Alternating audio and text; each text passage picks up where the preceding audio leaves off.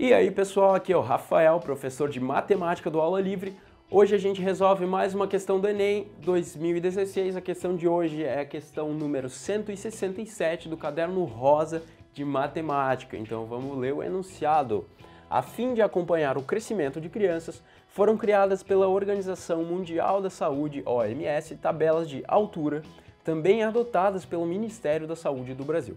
Além de informar os dados referentes ao índice de crescimento, a tabela traz gráficos com curvas, essas linhas aqui a gente chama de curvas, apresentando padrões de crescimento estipulados pela OMS. O gráfico apresenta o crescimento de meninas, cuja análise se dá pelo ponto de intersecção entre o comprimento em centímetros e a idade em mês completo e ano da criança. Tá. Então tem toda uma descrição aqui da ação da OMS, etc., que não vai ser tão importante no final das contas.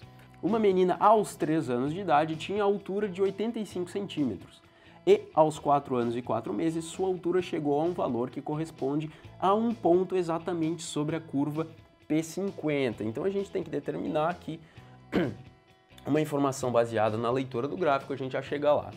Qual foi o aumento percentual da altura dessa menina, descrito com uma casa decimal no período considerado? Então, a pergunta mesmo se refere a uma coisa, ao aumento percentual. Vamos primeiro escrever os dados que o problema nos dá e depois a gente parte para responder essa pergunta. Então, a gente sabe que aos 3 anos de idade, aos 3 anos,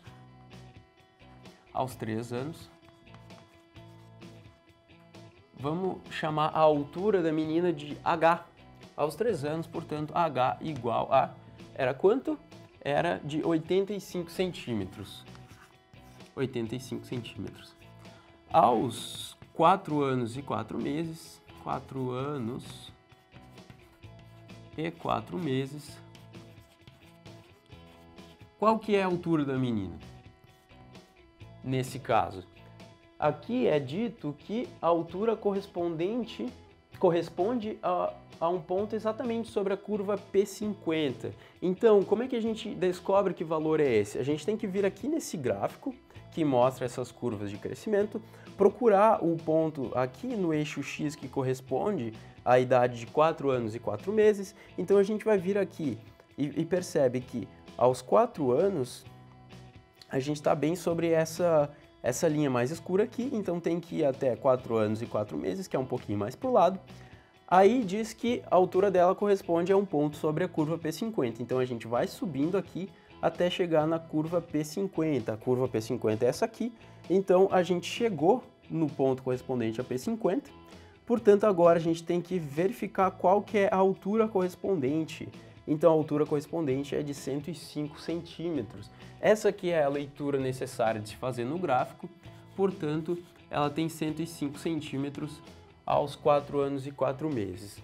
As informações necessárias a gente já tem, agora a gente já pode responder a pergunta, que é a seguinte: qual foi o aumento percentual da altura dessa menina? O que a gente tem que fazer na verdade aqui? Se está pedindo o aumento percentual, a gente tem que descobrir qual foi a variação da altura dela.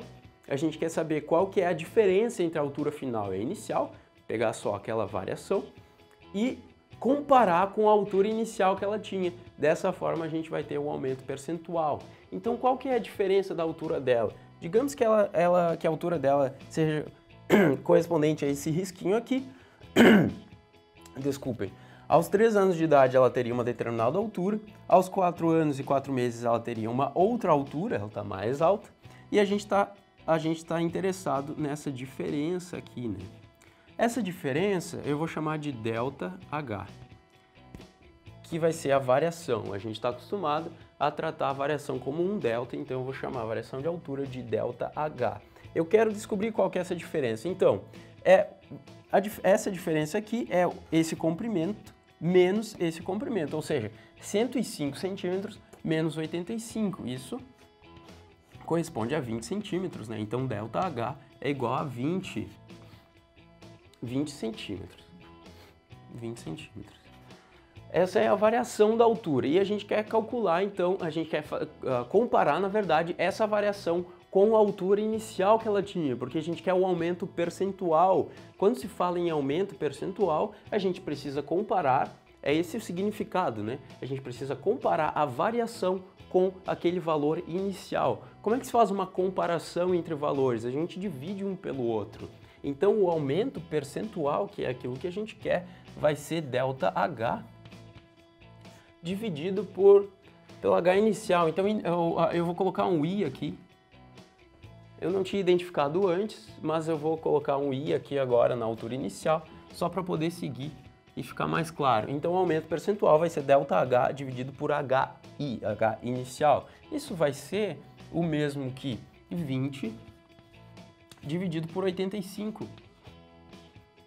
Então o que a gente precisa fazer agora é essa divisão aqui. Vamos fazer isso aqui. Embaixo, 20 dividido por 85. Eu posso dividir em cima por 5, eu posso dividir embaixo por 5 também, porque os dois são múltiplos de 5, né?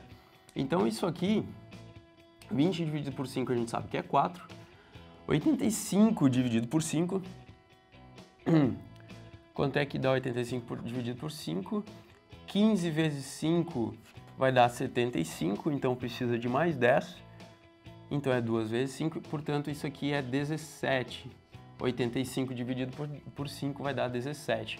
Então a gente precisa, na verdade, fazer esse cálculo aqui, 4 dividido por 17. 4 por 17, 4 é muito pequeno, então a gente põe um zero e ganha uma vírgula. Então, quantas vezes cabem 17 dentro de 4? 17 perto de 20, então cabem 2 vezes 17, só que aí vai faltar 6, né? Então aqui vai ficar 34, falta 6.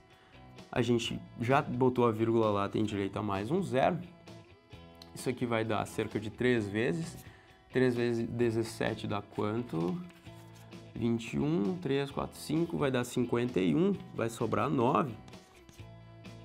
A gente vai ter 90 aqui, só que a gente viu que se a gente multiplicasse 17 por 5, estava bem próximo de 90, dava 85, então vai um 5 aqui. Poderia continuar, mas esse número já está bom o suficiente para nós. Essa divisão deu cerca de 0,235. 0,235. Esse aqui já é o valor que a gente estava procurando, só que a gente precisa representar isso em porcentagem. Como é que se representa esse número em porcentagem?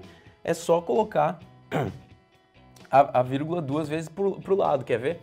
Se eu colocar a vírgula 2 vezes para o lado, eu vou ter que ficar com 23,5, e isso já é em porcentagem. Por que eu sei que eu tenho que colocar a vírgula 2 vezes para o lado? Por exemplo, se eu quiser representar, lembra que toda vez que a gente vai representar a porcentagem, aqui, por exemplo, 25%, a gente faz coisas assim, 25% é igual a 25 dividido por 100. Se a gente fosse pegar 25 e dividir por 100, seria a mesma coisa que a gente pegar o 25 e botar duas casinhas, pegar uma vírgula imaginária aqui, pular 2 vezes para o lado e ficar com 0,25. O que a gente está fazendo aqui é o caminho contrário, a gente está partindo do número com a vírgula. Se para chegar no número com a vírgula a gente dividiu por 100, então agora a gente multiplica por 100, né? A gente tinha 0,23, multiplicando isso por 100, fica com 23,5%, que é a alternativa A. Então, eu espero que tenha ficado claro e até a próxima. Para, não feche a janela. Gostou do vídeo? Não esquece de deixar o like e o teu comentário. Também não esquece de se inscrever no canal. E para receber todas as notificações, clica no sininho. É isso aí. Gostou? Acessa lá aulalivre.net. Simulados, aulas ao vivo e muito mais para você. Tchau, Tchau, tchau.